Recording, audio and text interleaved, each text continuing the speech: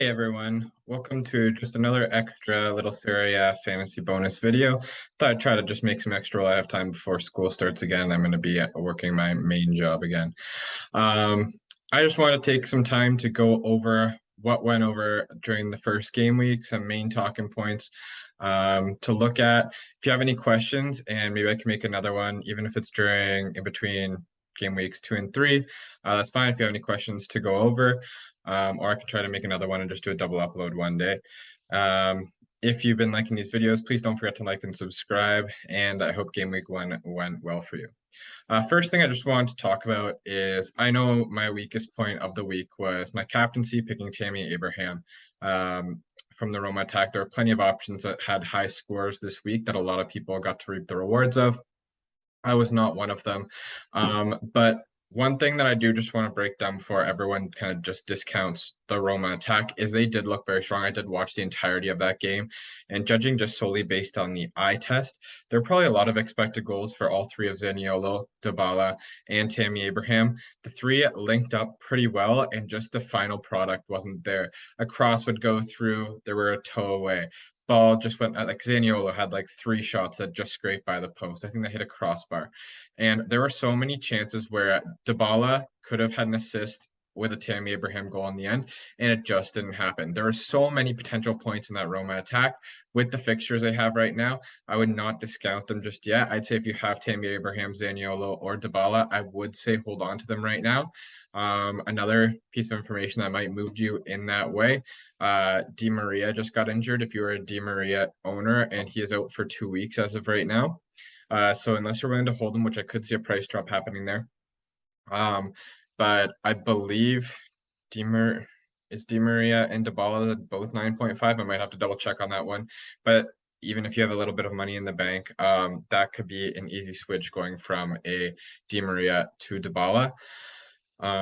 Something just food for thought. And well, yes, that was my mistake this week and why I am only midway kind of in the overall table. I do think that there's still a little promise there for that attack. But going off of that, definitely people have got what they've paid for if they've gone for the more premium strikers. Immobile, 12.5 million, scored a goal. If you captained him, you're happy.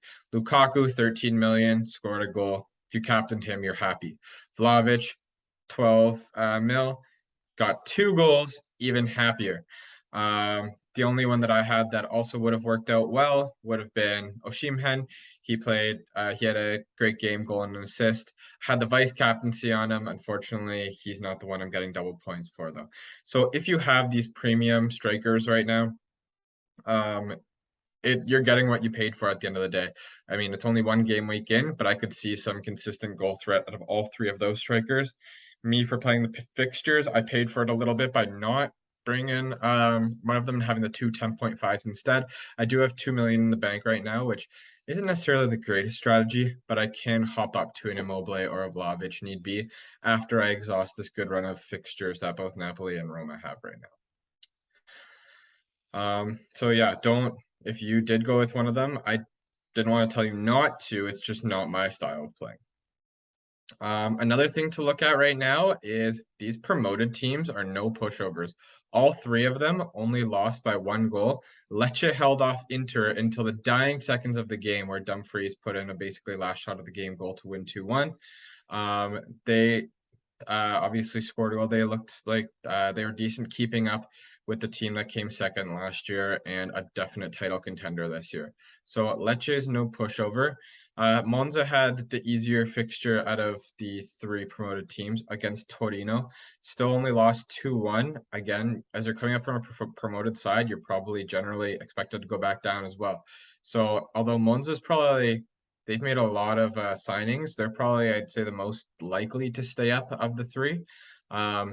But they did only take the 1 goal loss and show that they're here to contend with these Serie A teams, especially the more established ones.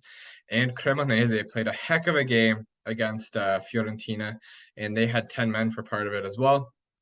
They as well took it right down to the very end until Radu basically carried the ball into his own net. So again, they definitely could have got a result against a very established Serie A side in Fiorentina. Okereke looked really good up front. He looked good in preseason, and he scored in this game. So he is definitely someone I'm looking at. If Cremonez's fixtures pick up a little bit, and I need a cheap option in attack, he might be someone I look to so I can spend money elsewhere. And kind of the last topic that I'm going to touch on now is how strong the AC Milan and Napoli attack is right now. AC Milan started Rebic up front, which if he is consistently starting up front over Giroud, because Giroud did get time. So I don't know if it's just that he wasn't fit enough to start, or if Rebic is being chosen over him right now until Ibrahimovic is back, and that is not until November-ish, I believe, from when I last checked.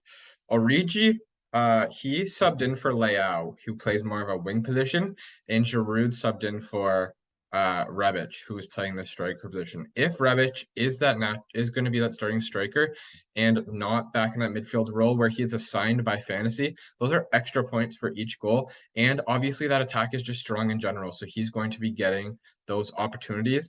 I'm not going to bring him in just yet. But he will be someone that I'm considering. And as well, they have a tougher fixture, I believe, against Atalanta this upcoming week. So we'll see how they line up this week. But that is something I'm worried about. And the support around him is going to be good. Yes, Leao didn't pay off this week. And that's an expensive player to not pay off for you week after week. But also Brahim Diaz, who I had in my team until like an hour before the deadline, got 2 returns as well. Another threat up in that AC Milan attack. And obviously we know there's others and there'll be some rotation in there as well. So, and they scored 4 goals against Udinese, who's an established Serie A side themselves. So we know they're going to be goals in that AC Milan side, as well as that support from the defense and Theo Hernandez and stuff like that. Thankfully, I do. And then Napoli, holy, they have players going off. I'm going to go with what they posted on their Twitter for now, Kavrana. I know it's longer than that, but that's just easier to pronounce for now, and I was struggling yesterday as well. He had 2 returns yesterday, played an amazing game in a winger role, basically filling in for where Insigne was. Then we had Osimhen getting 2 returns. Zielinski scored a goal. We had Lozano assist the first one. So just so many threats in that Napoli attack, especially with the fixtures they have going. Maybe not expecting as much of it this upcoming week against AC Milan, as that'll be Atalanta's facing AC Milan. So Napoli might still have some good fixtures. But anyway, there's going to be so many goals scored between these 2 teams. And I feel like you definitely need to have some players from both. And I'll be looking to probably make some adjustments as the weeks go on. But those are the main things that I'm taking away from this. Yes, Juve had a great game as well, but there's just so much rotation and injuries happening there right now. It's hard to say where the goals will be coming from, other than Vlahovic, who I talked about. Empoli, I was correct. Low-scoring team, boring game against Spezia. Other than that, nothing really popped out at me too much that I feel like I need to say it in a standalone video. I just wanted to cover those kind of 4 topics. And we'll go ahead with another video. I might do one more video tomorrow just based on one thing I'm being asked a lot. We'll see. It's not too prevalent as to what's actually happening in Serie. But we'll also have the team selection coming up. Please don't forget to like and subscribe to the video. I really appreciate that, and keep those comments coming. It's been really fun getting to chat with a bunch of you. Take care. Have a good day.